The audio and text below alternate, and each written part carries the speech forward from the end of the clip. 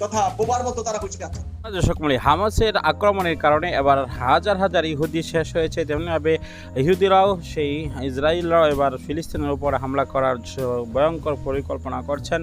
অবশ্যই সেটা কোন দিকে যায় আমরা সময় দেখব, কিন্তু ইতিমধ্যে ফিলিস্তিনিদের পক্ষে অনেক মুসলিম দেশগুলোও বিরোধিতা করছে এবং মুনাফিকি করছে। আমরা দেখব কারা কারা রয়েছে সেই মুসলমান হয়েও তারা কেন এমন করছে, এবং বিশেষ করে কোন কোন রাষ্ট্র এবার ফিলিস্তিনের পক্ষ নিয়েছে এবং সামনে ফিলিস্তিনিরা কি করতে যাচ্ছে। ইতিমধ্যে ফিলিস্তিন এবং ইসরায়েল সেই যুদ্ধ অবস্থা নিয়ে আপনাদের কাছে সর্বশেষ আপডেট জানাবো। অবশ্যই ভিডিওটি শেষ পর্যন্ত দেখবেন।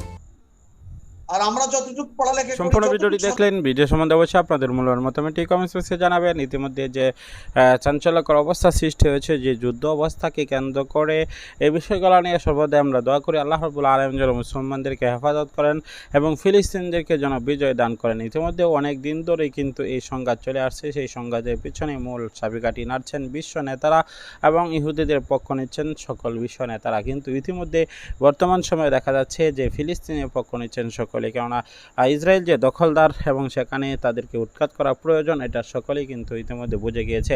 এবং ইসরায়েল কিন্তু ইতিমধ্যে অনেক ভুল করেছে, যে ভুলের কারণে অবশ্যই তারা এখন ছিন্ন ভিন্ন হয়ে যাবে, যে ভুলটি করেছে একের পর এক মুসলমানদের উপর অত্যাচার করে।